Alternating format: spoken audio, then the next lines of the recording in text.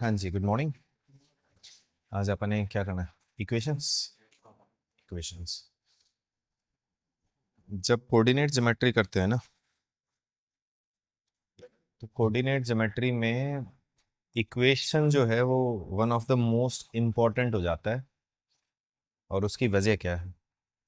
उसकी वजह मेनली ये है कि इसके ऊपर क्वेश्चन आते हैं।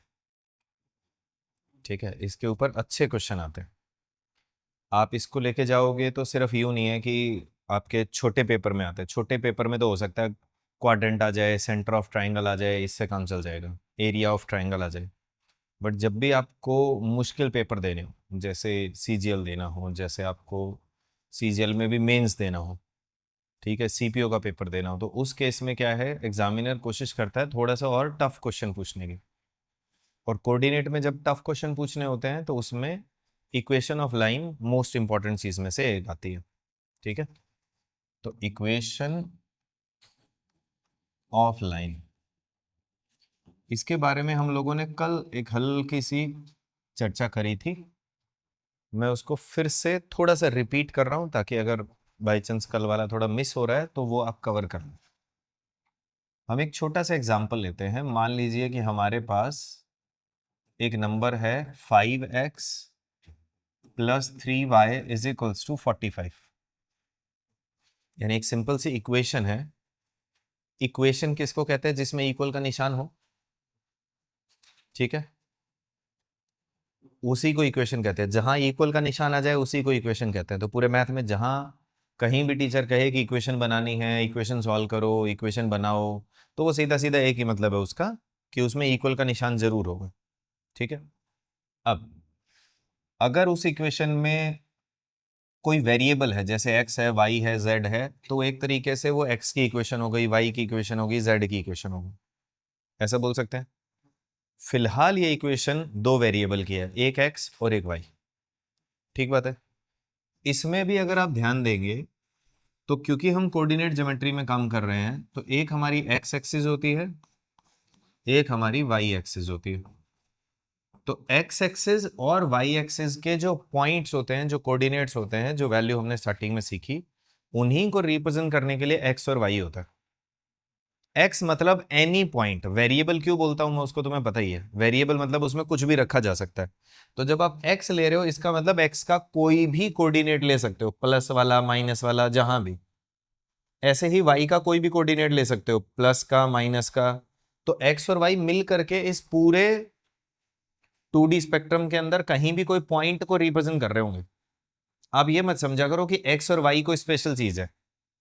x और y असल में वेरिएबल्स होते हैं। जैसे आप बाकी सिलेबस में वेरिएबल लेते हैं, है ना, किसी की एज इलेक्ट कर लेते हैं, किसी की एवरेज इलेक्ट कर लेते हैं, वैसे ही वो एज की जगह, एवरेज की जगह, इनकम की जगह, एक्सपेंडिचर की जगह, स्पीड की जगह जो वेरिएबल आता है, वैसे ही एक्स और वाई की वैल्यू के लिए एक्स और वाई होता है। कि अगर यहां कोई पॉइंट है, उसकी वैल्यू रख दूं मैं उसमें, तो वो उसकी वैल्यू आ जाएगी। यहां भी पॉइंट हो सकता है, वहां भी हो सकता है, कहीं भी हो सकता है। क्लैरिटी आ रही है? वो वेरिएबल है। वेरिएबल मतलब उसमें कुछ भी रखा जा सकता है। यहां तक सब सही है? अब समझो, जब हम लोग x और y की इक्वेशन बना रहे हैं, इसका मतलब x की कोई भी वैल्यू जब हम पुट करेंगे, जो हम छोटी क्लास में किया करते थे, जो ग्राफ हमारे को स्पेशल मिला करते थे, है ना, नाइन्थ में, टेंथ में ग्राफ वाली कॉपी लगती थी और उसमें कुछ ग्राफ बनाने पड़ते थे, इक्वेशन बनानी पड़ती थी। तो उसमें हम कोई इक्वेशन दिया होता था, उसमें x की वैल्यू पुट करते हैं। जैसे मान लो कि हम x की वैल्यू 0 पुट कर दें, तो उससे y क्या आ जाएगा? 15 आ जाएगा। y अगर 0 पुट कर दें तो x की वैल्यू जो है वो 9 आ जाएगी। फिर इन बिटवीन कुछ और मान लो कि मैं x की वैल्यू मान लो 3 पुट कर दूं।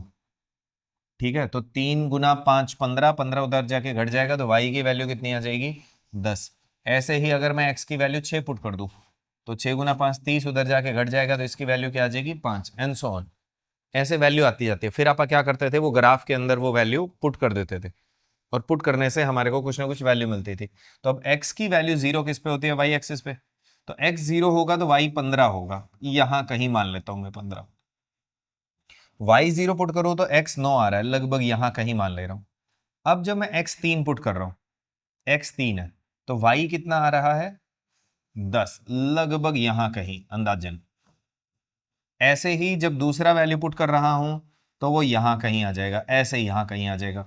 तो ये एक तरीके से जो भी है, ये थोड़े से टेढ़े हो गए मेरे से क्योंकि एग्जैक्ट वैल्यू तो अपने को पता नहीं है। तो जो आपकी लाइन, इसके ऊपर जो जो पॉइंट बनाते जाओगे वो क्या आएंगे, इस लाइन के ऊपर आते जाएंगे। क्लियर है? वो इसी लाइन के ऊपर आएंगे, सारे के सारे जिधर आएंगे। तो एक तरीके से इस इक्वेशन के अंदर मैं x की जब जब वैल्यू कोई पुट करूंगा वो y की कोई ना कोई वैल्यू देगा, और जब मैं उन वैल्यूज को मिलाऊंगा तो वो हमेशा मुझे क्या बना के देगा, एक स्ट्रेट लाइन बना के देगा। ठीक है? ठीक ऐसे ही हम लोगों ने एक दो एग्जाम्पल अगर और ले लें तो थोड़ा और इजी समझ में आ जाएगा। जैसे हमने लिया, मान लो x इक्वल्स टू वाई, तो इस केस में जो जो आप x की वैल्यू पुट करोगे वो y की आती जाएगी। जैसे यहां पुट कर दिया, एक पे पुट किया तो एक आया, दो आया तो दो, तीन तो तीन, चार, ऐसा -1 तो -2, ऐसा ये इक्वेशन ऐसे बन जाएगी। ठीक, ये लाइन ऐसे बनेगी। अगर इसी में हम लोग कुछ और बना दें, जैसे x is equals to y square, तो उस केस में जब आप y की कोई भी वैल्यू पुट करोगे, जैसे 1, तो x भी क्या आएगा 1। y अगर आप 2 पुट करोगे तो x क्या आएगा 4, यहां कहीं। फिर आएगा 9 3 पुट करने पर। तो ये लाइन यूं जा रही है। बट अगर मैं इसमें -1 पुट करूं y की वैल्यू, तो भी वो प्लस का ही बनाएगा। -2 पुट करूं तो भी प्लस का 4 आएगा। तो ये लाइन लगभग यूं जाएगी। तो एक तरीके से इस पैराबोला टाइप को, इसको हम पैराबोला बोल देते हैं, इसकी इक्वेशन ये होगी। इसी में ऐसे x इज इक्वल्स टू, अगर मैं मोड y ले लूं, तो मोड में क्या है कि पॉजिटिव नेगेटिव का असर नहीं पड़ता। तो x की वैल्यू चाहे मैं पॉजिटिव लूं चाहे नेगेटिव लूं, सॉरी y की, वो हमेशा x को पॉजिटिव वैल्यू निकाल के देगा, और वो भी इक्वल। तो ये अगर ऐसे जा रही है, ये ऐसे जाएगी, तो लाइन जो बनने वाली है वो ऐसे बनेगी। तो ये जो लाइन है ये इसकी है। क्लैरिटी आ रही है यहां तक?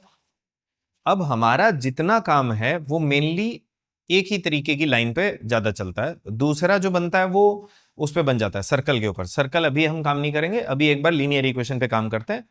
एक बार अच्छे से लीनियर इक्वेशन समझ में आ जाए फिर अपन सर्कल पे भी जाएंगे। क्लियर हुआ? तो सबसे पहले हम लोग काम करना शुरू करते हैं लीनियर इक्वेशन। हम लीनियर इक्वेशन में, जिसमें एक तरीके से x की भी पावर 1 हो, y की भी पावर 1 हो, वो लीनियर इक्वेशन होती है। याद रहेगी बात? x की जब पावर 1 हो और y की पावर 1 हो तो लीनियर इक्वेशन होती है।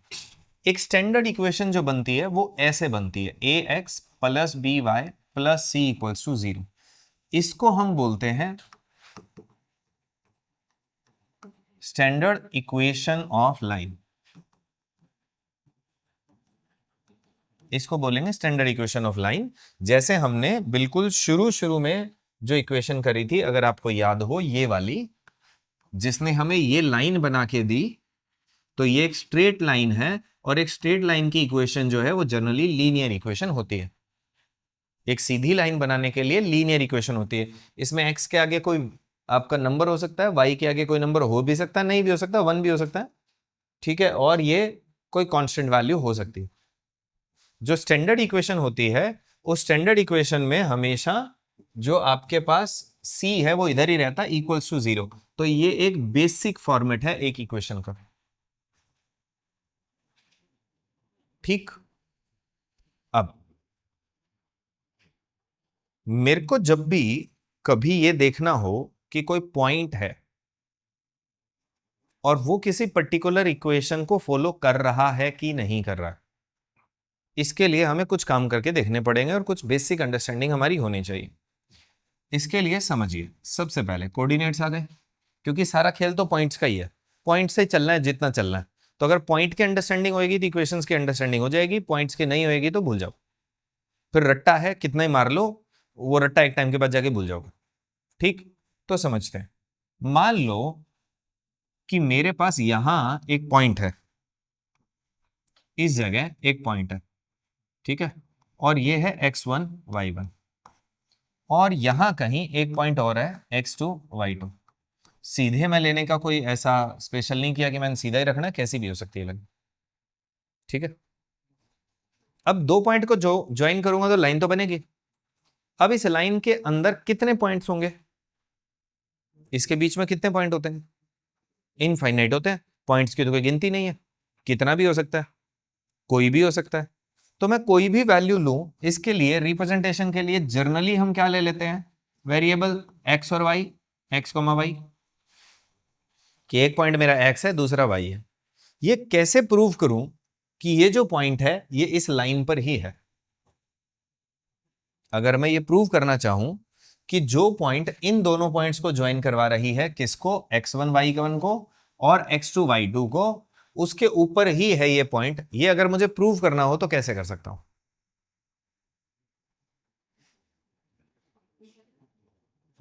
इक्वेशन ऑफ लाइन से, बट वो मुझे आती नहीं अभी। अभी मैं नौसिखिया हूं, मुझे कक्के का नहीं पता कि इक्वेशन ऑफ लाइन होती क्या, नया नया हूं मैं, तो मुझे मेरा बेसिक ज्ञान चाहिए। डिस्टेंस फार्मूला लगा सकते हैं, बहुत बढ़िया। जैसे अगर मैं इस पॉइंट को ए मान लूं, इसको बी मान लूं, और ये जो पॉइंट इनके बीच में है सी, तो मैं डिस्टेंस फार्मूला यूज कर सकता हूं। इसका मतलब इन दोनों के बीच का डिस्टेंस प्लस इन दोनों के बीच का डिस्टेंस अगर ए और बी के बीच के डिस्टेंस के बराबर हो जाए, यानी a plus c plus b plus c अगर हो जाए, ए सी का डिस्टेंस और बी सी का डिस्टेंस अगर ए बी के डिस्टेंस के बराबर हो जाए, तो मैं बोल सकता हूं कि एक सीधी लाइन है। क्यों ऐसा मैं बोल सकता हूं? क्योंकि अगर ये पॉइंट यहां हो, ए हो, बी हो और सी हो, फिर हम कभी भी ऐसा नहीं कह सकते कि इन दोनों का सम जब मैं लूंगा ए सी और बी सी का, वो ए बी के बराबर होगा, हो ही नहीं सकता। अगर अलग कहीं होगा, पॉसिबल ही नहीं है। तो पहला तरीका हुआ डिस्टेंस फार्मूला। क्या कोई और तरीका है जिससे हम ये जान पाए?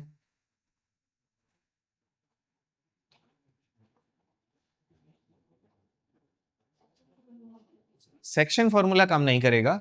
क्यों नहीं करेगा, उसका रीजन सुनिए। सेक्शन फार्मूले के अंदर रेशो चाहिए, और हम इस पॉइंट को कहीं भी रख रहे हैं, तो रेशो तो कुछ भी हो सकता है, इसलिए सेक्शन फार्मूले का फिलहाल कोई यूज हो नहीं पाएगा। हाँ, अगर रेशो मालूम हो तो फिर सेक्शन फार्मूला प्रूव करके दे सकता है कि अगर एक्स के थ्रू जो रेशो आ रहा है और वाई के थ्रू जो आ रहा है वो सेम ही आए, तो हम मान लेंगे कि उस लाइन के ऊपर है। बट उसके लिए पहले रेशो चाहिए, और रेशो का फिलहाल इस जगह कोई सीन बना नहीं सकते। क्यों नहीं बना सकते? क्योंकि एक्स कहीं भी हो सकता है, वो कोई भी रेशो क्रिएट कर सकता। चलो और करो ट्राई। एरिया, बहुत बढ़िया। एरिया के तरीके से भी हम जानकारी ले सकते हैं कि अगर मैं 3 पॉइंट ले लूं और तीनों को ट्राइंगल के 3 पॉइंट मान के, और उस ट्राइंगल का एरिया 0 प्रूव कर दूं, मान लूं कि उसका जो एरिया है वो क्या है, 0। ठीक, तो उससे भी क्या हो सकता है, ये पता चल जाएगा कि ये जो लाइन है ये एक स्ट्रेट लाइन है। क्योंकि अगर ये स्ट्रेट नहीं हुई, थोड़ी ऊपर हुई, तो इसका कुछ तो एरिया बनेगा। अगर ये इसी के ऊपर हुई तो ये सीधी लाइन है और इसका एरिया बनेगा 0। बहुत बढ़िया। कोई तीसरा तरीका?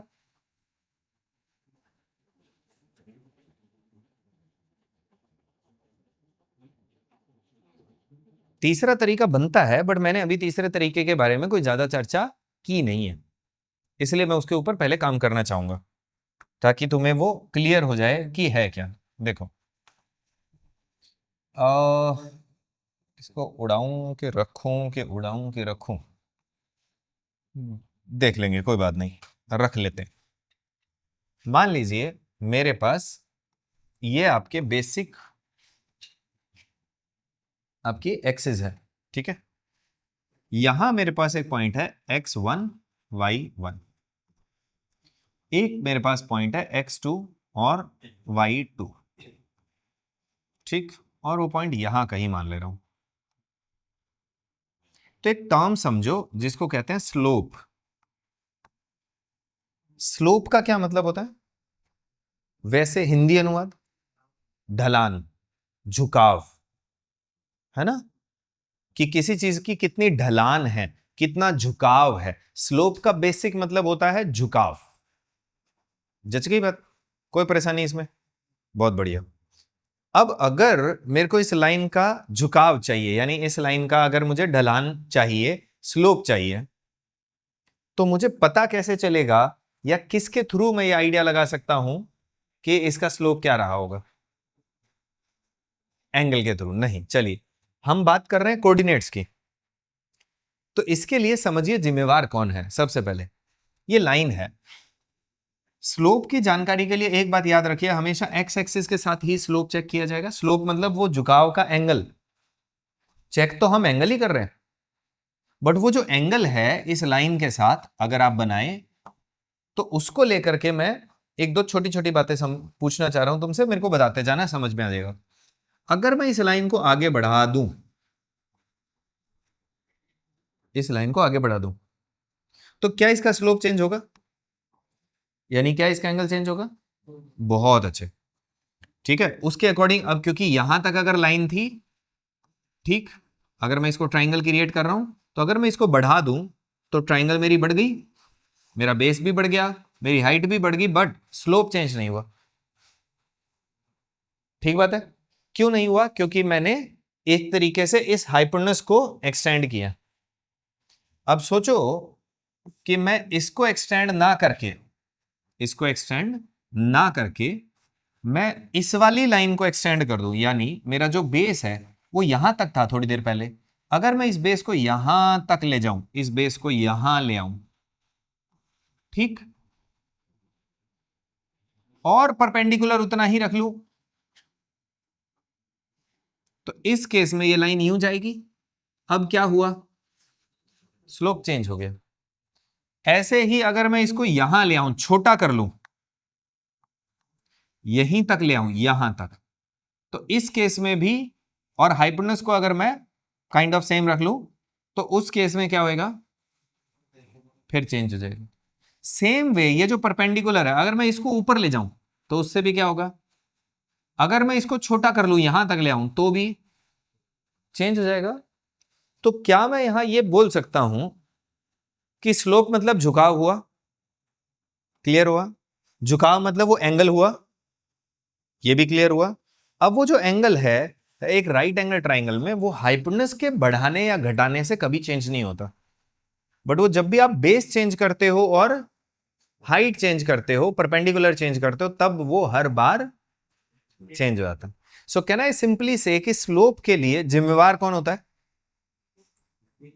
बेस और हाइट होती है। जो बेस है और जो हाइट है वो डिसाइड करेगा कि स्लोप क्या है। हाइट बढ़ा दूंगा तो स्लोप चेंज हो जाएगा, घटा दूंगा तो भी, बेस बढ़ा दिया तो भी, घटा दिया तो भी। क्लैरिटी आ गई? इसका मतलब यह हुआ कि अगर मुझे कभी भी स्लोप चाहिए या स्लोप निकालना हो तो उसके लिए रिस्पॉन्सिबल कौन है? तो उसके लिए हमेशा रिस्पॉन्सिबल जो होता है वो होता है आपका परपेंडिकुलर और बेस। ठीक, अब ये x1 है, y1 है, ये x2 है, y2, इसकी लेंथ बता सकते हो कितनी हुई? x2 minus x1। इसकी लेंथ बता सकते हो? y2 minus y1। ये सब हमने ऑलरेडी सीखा हुआ है। और क्योंकि स्लोप में जिम्मेवार कौन है? परपेंडिकुलर और बेस। परपेंडिकुलर और बेस का जो एंगल होता है उसको क्या बोलते होते हैं? Tangent of theta. ठीक बात है। इसी वजह से स्लोप जो होता है वो हम टेंजेंट थीटा के थ्रू निकालते हैं। स्लोप का मतलब तो एंगल हुआ, तो एंगल साइन थीटा से क्यों नहीं निकाला? कोस थीटा से क्यों नहीं निकाला? टेंजेंट से ही क्यों निकाल रहे हैं? तो उसकी वजह यह है कि हमें जो चाहिए वो चाहिए परपेंडिकुलर और बेस, और परपेंडिकुलर और बेस आते हैं टेंजेंट थीटा के थ्रू। क्लैरिटी आ गई? पहला काम हुआ। तो आप याद रखिए, स्लोप को आप कहना चाहें तो टेंजेंट थीटा भी बोल सकते हैं। हो गया। स्लोप को एक नाम और दिया गया है। देखिए, स्लोप जो है उसको हम टेंजेंट थीटा तो बोल सकते हैं, बट इसको एक नाम दिया गया है ग्रेडियंट। तो कभी कभी क्या है, पेपर में ग्रेडियंट नाम आ जाता है, तो आपको परेशान होने की जरूरत नहीं है कि सर ग्रेडियंट क्या हो गया। ग्रेडियंट का मतलब स्लोप ही होता है। और याद रखना, स्लोप को आप रिप्रेजेंट करते हो स्मॉल m से। कोऑर्डिनेट ज्योमेट्री में स्लोप को रिप्रेजेंट किया जाता है स्मॉल m से। स्मॉल m से स्लोप को रिप्रेजेंट किया जाएगा। क्लैरिटी आ गई? पक्का? तो अब क्योंकि मुझे चाहिए टेंजेंट ऑफ थीटा, और टेंजेंट ऑफ थीटा अगर मुझे चाहिए तो उस केस में मुझे चाहिए परपेंडिकुलर अपॉन बेस। तो इस केस में कोऑर्डिनेट सिस्टम में परपेंडिकुलर कौन हुआ? y2 माइनस y1, है ना? और बेस कौन हुआ, x2 माइनस x1। तो आप जब भी टेंजेंट थीटा निकालेंगे यानी स्लोप निकालेंगे तो उसकी वैल्यू यही होगी। किसी भी कोऑर्डिनेट के अंदर, कभी भी कोऑर्डिनेट सिस्टम के अंदर जब आपको दो पॉइंट्स दिए गए हों और आपको उनका क्या निकालना हो, स्लोप निकालना हो, तो आप हमेशा y2 minus y1 upon x2 minus x1 करेंगे। ये बात याद रहेगी, सिंपल है। कोई भी कंफ्यूजन वाली फील हो रहा हो इसमें कि ये तो पल्ले पड़ी नहीं जी बात। मैं नहीं चाहता कि कोऑर्डिनेट जो है वो तुम x1 y1 रट के बैठ जाओ, रटना तो फिर अपने सिस्टम का हिस्सा नहीं है ना। क्लियर हो गया ये सारी बात। अब मैं वापस से तुम्हारे उसी पे जाता हूं। मेरे पास दो पॉइंट्स हैं, एक पॉइंट है x1 y1, दूसरा पॉइंट है x2 और y2, और मेरा एक पॉइंट इसके बीच में है x एंड y। ठीक, कोमा में नहीं लगा रहा हूं फिर से क्योंकि मेरा कोमा 1 जैसा हो जाता है। तो वापिस समझो, ये कैसे प्रूव करोगे कि ये पॉइंट इस लाइन के ऊपर है। तो तुमने मुझे दो तरीके दे दिए हैं। पहला तरीका आप लोगों ने मेरे को बताया कि ये डिस्टेंस फार्मूला से आप चाहो तो प्रूव कर सकते हो कि इन दोनों पॉइंट के बीच का डिस्टेंस, इनका डिस्टेंस अगर टोटल डिस्टेंस के बराबर हो तो वो स्ट्रेट लाइन हो गई। दूसरा कि आपने एरिया का फॉर्मूला लगवा के भी जो है प्रूव कर सकते हैं हम लोग कि कौन सा किधर जाएगा। ठीक है, तो एरिया का फॉर्मूले के अकॉर्डिंग अगर हम जाएं तो तीनों पॉइंट को ट्राइंगल का वर्टेक्स मान लेंगे, और एरिया अगर 0 प्रूव हो गया तो ये स्ट्रेट लाइन हो गई। तीसरा तरीका जो हमने अब सीखना है वो है स्लोप का। तीसरा तरीका जो है वो है स्लोप का। स्लोप क्या कहता है, देखो ये मेरे पास पॉइंट है ए, ये मेरे पास है बी, और ये मेरे पास है सी। अगर मैं ये देख लूं, क्या देख लूं कि जो स्लोप मेरा सी और ए का है, जो स्लोप मेरा सी और ए का है, अगर वही सेम स्लोप ए और बी का हो जाए तो बात बन जाएगी। जो स्लोप ए सी का है अगर वही स्लोप उसका है तो काम कर जाएगा। ऐसा क्यों? क्योंकि सोच के देखो कि मेरे पास ऐसा पॉइंट है, एक यहां है, एक यहां है, और एक यहां बना लू सी को, तो इनका स्लोप तो कोई एंगल यहां बन रहा है, या इसको भी मैं थोड़ा लंबा खींच देता हूं, ओहो वापिस बना देता हूं। ये दो पॉइंट है, इनका स्लोप है वो ये है। अगर मैं पॉइंट यहां ले लूं तो इनका स्लोप तो कुछ और आएगा ना। अगर इधर ले लूं तो भी इनका सेम कब आ सकता है, जब वो इसी लाइन पर हो तभी आएगा। तो स्ट्रेट लाइन पे होगा तो स्लोप भी सेम रहेगा। अब आप इस स्लोप वाले चीज को यूज करते हैं, तो आप मेरे को इसका स्लोप बता सकते हैं, ए और सी का क्या होगा, y minus y1 upon x minus x1। समझा? अभी अभी हमने स्लोप का फॉर्मूला किया y2 माइनस y1, यानी y वाले पॉइंट्स का डिफरेंस ऊपर होता है, x वाले पॉइंट्स का डिफरेंस नीचे होता है।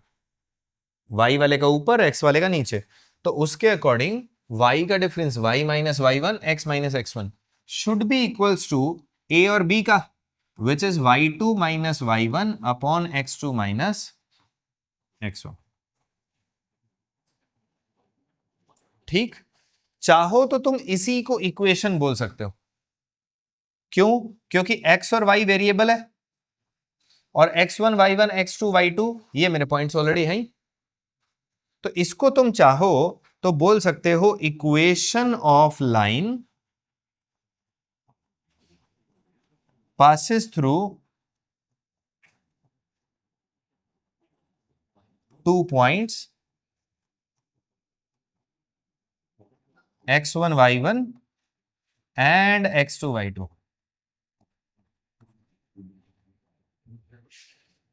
बट ज्यादातर आप जब बुक्स में पढ़ने जाएंगे या बाई चांस ऑनलाइन पढ़ने की कोशिश करेंगे तो इसी में छोटा सा बदलाव करके आपको कहेंगे ये आपको इक्वेशन ऑफ लाइन मिलेगा।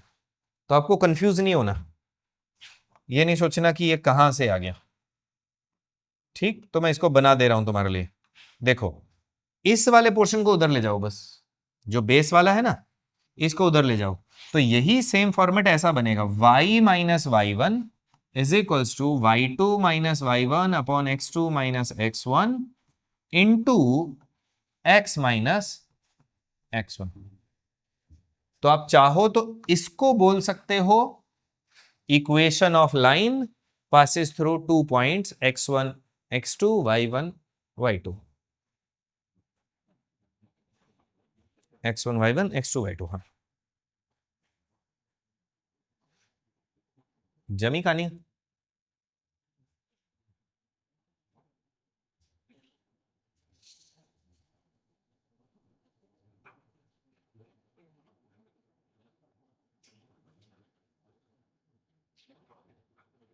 आया समझ में?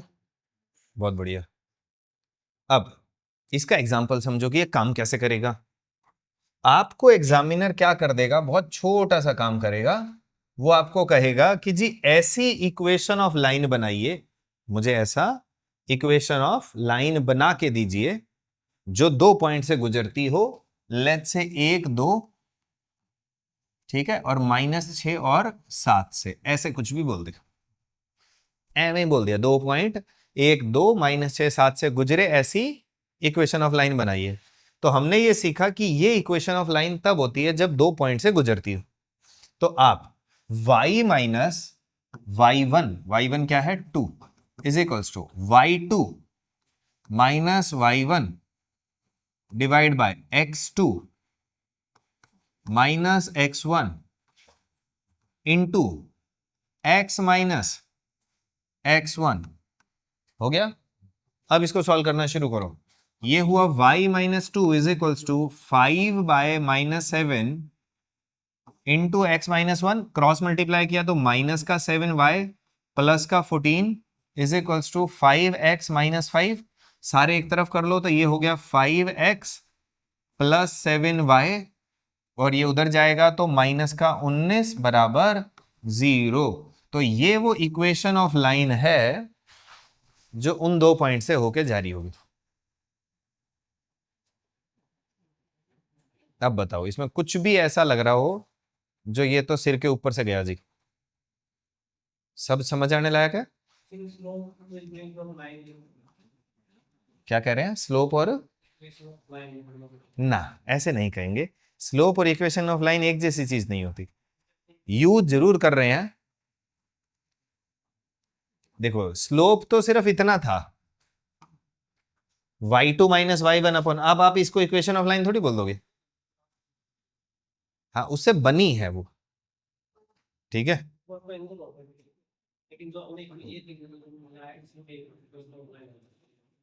हाँ, इसके थ्रू आ जाएगी। हो गया। कुछ और इसमें पूछने लायक बात लग रही हो यहां तक, फिर मैं इसको थोड़ा और आगे बढ़ाना चाहूंगा। पक्का क्लैरिटी आ गई? ओके। अब हमने इक्वेशन, स्टैंडर्ड इक्वेशन तो हमारी ये है ax plus b y plus c equals to 0। हमें जब भी इक्वेशन दिया मिलेगा इसी फॉर्मेट में दिया मिलेगा, और जब भी हमें बनाना होगा घुमा फिरा के इसी में लेके आना। जैसे अगर हम इस क्वेश्चन की बात करें तो इसमें हमारे पास बेशक ये फॉर्मेट था, ऐसा फॉर्मेट, उसमें पुट करने के बाद ये ऐसी बन रही है, ऐसा करके छोड़ नहीं दिया हम लोगों ने, ऐसा करके छोड़ नहीं दिया हम लोगों ने, ये पूरा वापस सेम वैसा ही फॉर्मेट क्रिएट करके दिया है। A x b y c is equal to 0, वही फॉर्मेट बना के देना पड़ेगा, वही वो आपको देगा, आपको भी सेम बना के देना पड़ेगा। ठीक। अब हमने इक्वेशन पढ़ी y minus y1 is equals to y2 minus y1 upon x2 minus x1 multiply by x minus x1। ये है equation of line passes through 2 points, ठीक है। इसी इक्वेशन में हल्का सा बदलाव करके एक और इक्वेशन बना दी जाती है y minus y1 is equals to, ये पूरा क्या है y2 minus y1 upon x2 minus x1 क्या होता है? स्लोप। स्लोप मतलब m into x minus x1। ये भी इक्वेशन ऑफ लाइन है। This is also equation of line passes through a point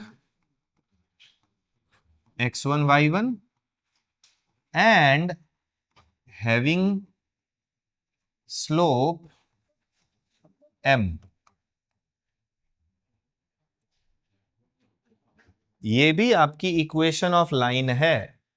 और इक्वेशन ऑफ लाइन कैसी है? जो एक पॉइंट से जाती हो और जिसका एक स्लोप दिया गया हो।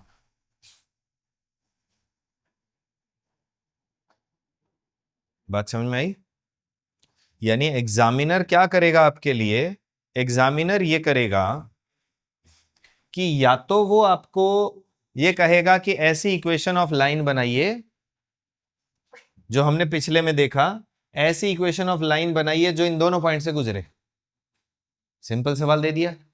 इसी सवाल को वो अब ये भी कह सकता है कि ऐसी इक्वेशन ऑफ लाइन बनाइए जो 5 3 से गुजरे और जिसका स्लोप जो है वो हो आपके पास लेट्स से 3/2, कुछ भी ले लेते हैं।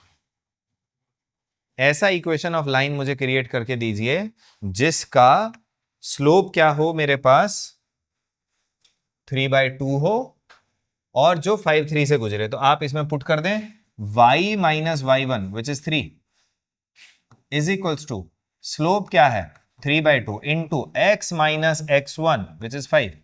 क्रॉस मल्टीप्लाई करें, ये हुआ 2y minus 6 is equals to 3x minus 15।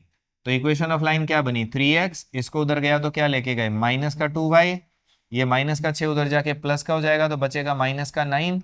ये आपका आंसर आ गया नेट।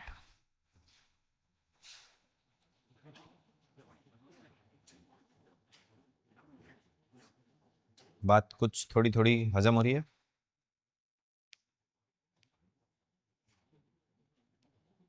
बताओ।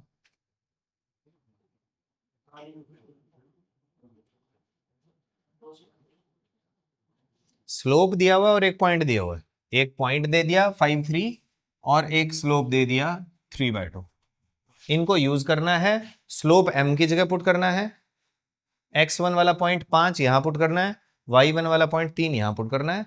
सॉल्व कर लो, बात खत्म। सहमत? कोई कंफ्यूजन यहां तक? बहुत बढ़िया। थोड़ा मैं इसी चीज को और आगे लेके जाना चाह रहा हूं, ठीक है? इसके लिए मुझे इसी इक्वेशन को, इसी चीज को मैं थोड़ा और आगे ले जाता हूं। तो समझो, लिख दिया।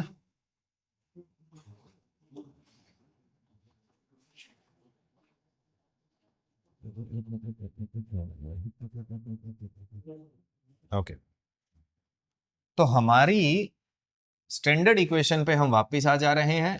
ax plus b y plus c equals to 0, ये हमें बनानी होती है। अभी अभी हमने सीखा कि y minus y1 is equals to m into x minus x1। ठीक, अब इस इक्वेशन को मैं थोड़ा बदल रहा हूं। मैं इसको लिख रहा हूं y is equals to mx minus mx1 plus y1 जमा। अब एक छोटी सी बात है, ये मैंने m क्या कर दिया, इसके साथ गुना कर दिया और इस y को उधर ले गया, चलेगा? मैं हल्का सा बदलाव कर रहा हूं, वैसे ही, कोई कारण नहीं है इसका।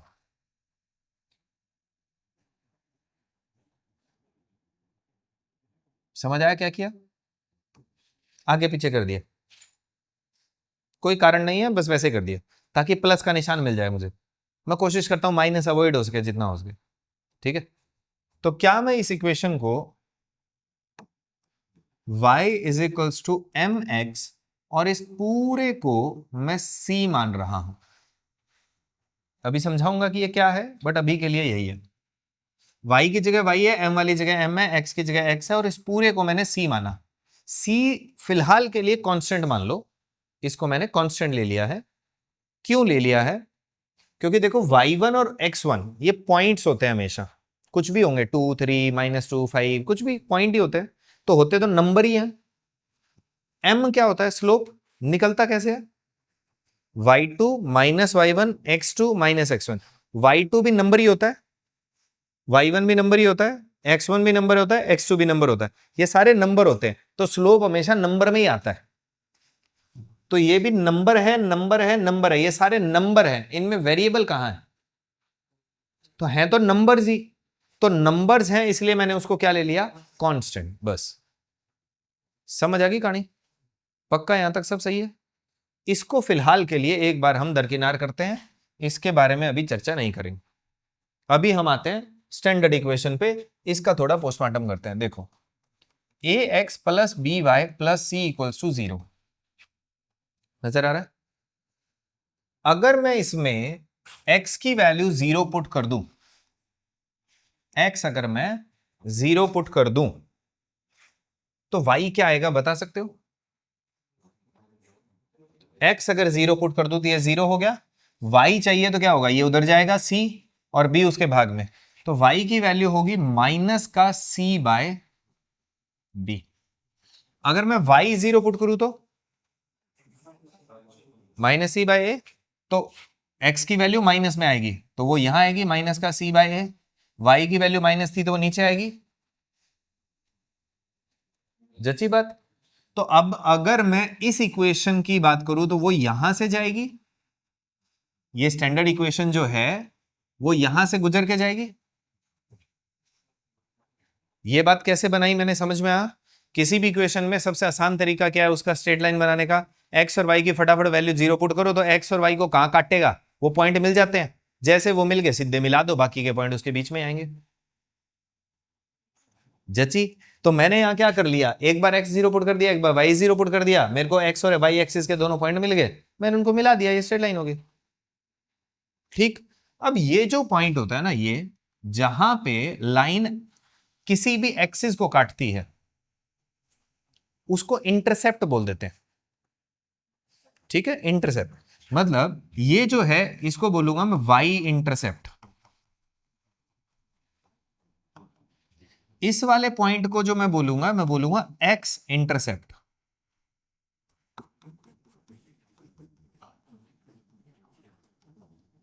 ठीक है,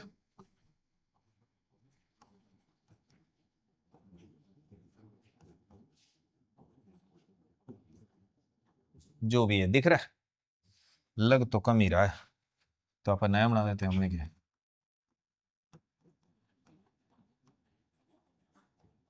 फिट? तो ये हो गया एक्स इंटरसेप्ट और वाई इंटरसेप्ट, जहां एक्स एक्सिस को कट करे और वाई एक्सिस को कट करे। सब समझ में आने लायक है? बहुत बढ़िया, आगे बढ़ते हैं। अब मैं इस इक्वेशन को इस साथ थोड़ी तोड़ाफोड़ी करना चाह रहा हूं, तो क्या मैं इसको b y is equals to minus का ए एक्स माइनस का सी लिख सकता हूं? पक्का लिख सकता हूं, सोच लो। दोनों को उधर भेज दिया, क्या मैं यहां से y is equals to minus का a by b x minus c by b लिख सकता हूं? पक्का? अब मैं इन दोनों इक्वेशंस को आपस में रिलेट करना चाहता हूं, क्योंकि मैंने इधर y रखा है, उधर भी y रख लिया है ना। इस इक्वेशन में एक तरफ y था, उसमें भी y है, तो मैं इनको रिलेट करना चाह रहा हूं। यहां क्या था? एम एक्स, एम किसको रिप्रेजेंट कर रहा है? स्लोप को। और यहां x के साथ क्या लगा हुआ है? माइनस का a बाय। तो ये तुम्हारे लिए एक बहुत जरूरी सीख है जो भविष्य में काम आएगी तुम्हारी। इसको तुम स्लोप बोल सकते हो, इसको तुम m बोल सकते हो। इससे पहले हमने स्लोप निकाला था, तब स्लोप कैसे निकाला था? y2 minus y one upon x2 minus x1।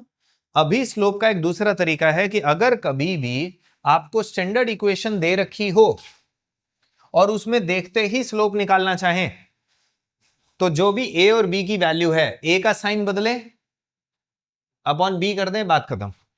यानी अगर एक स्टैंडर्ड इक्वेशन होती है a x plus b y upon c plus c, तो उसका स्लोप हमेशा होगा माइनस का ए बाय बी, बात खत्म। याद रहेगी बात? अब ये तो स्लोप कंपेयर हो गया, अब इस सी को देखा जाए तो यहां कौन है? वो माइनस का सी बाय, और माइनस का सी बाय बी कौन होता है? Y intercept. तो क्या इसको वाई इंटरसेप्ट बोल सकते हैं?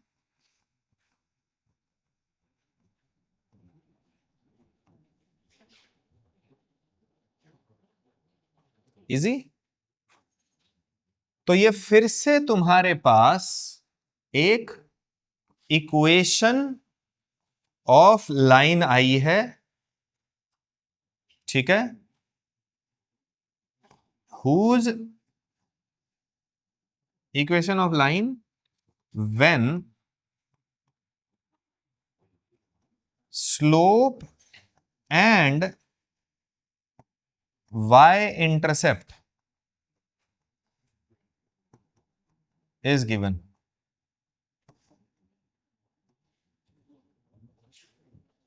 जब स्लोप और y इंटरसेप्ट गिवन हो तब इसको इक्वेशन ऑफ लाइन बोलेंगे।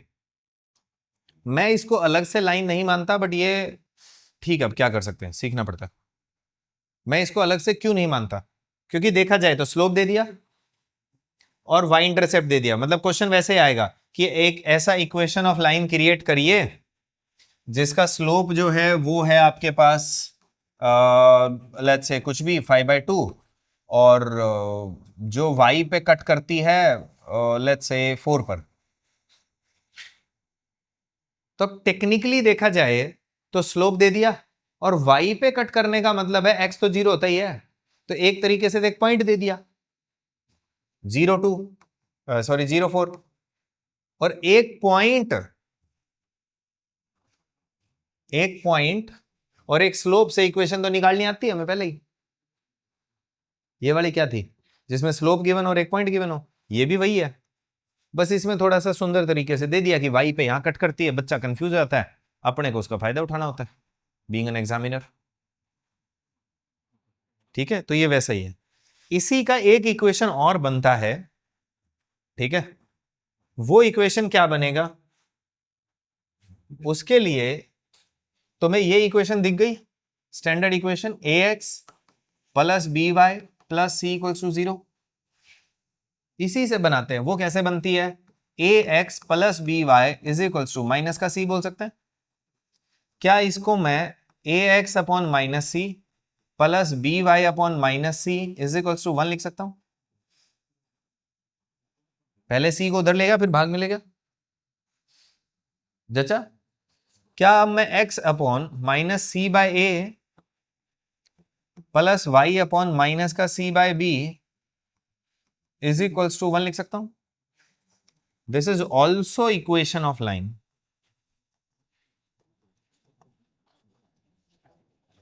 ठीक है, when x and y intercepts are given।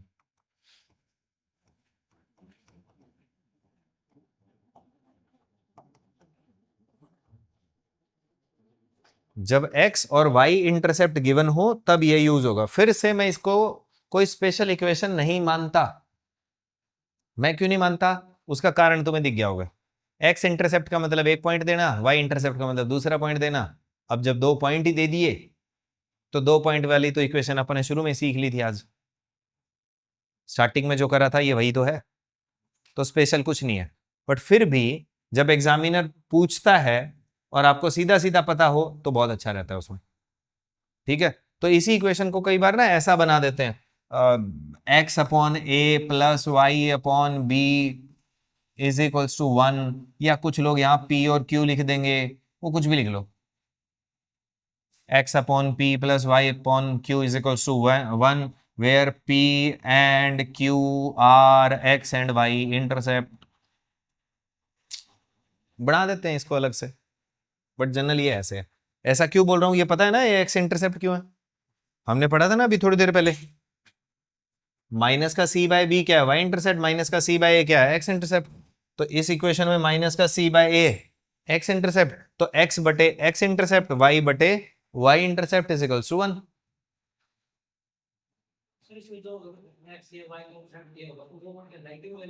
कुछ भी आ जाए, पॉजिटिव नेगेटिव कुछ भी आ जाए, नहीं बाई चांस क्या है, एक स्टैंडर्ड इक्वेशन जो होती है उसके इंटरसेप्ट जो है वो नेगेटिव होते हैं। हमारे पॉजिटिव हो सकते हैं तो पॉजिटिव पुट कर देंगे।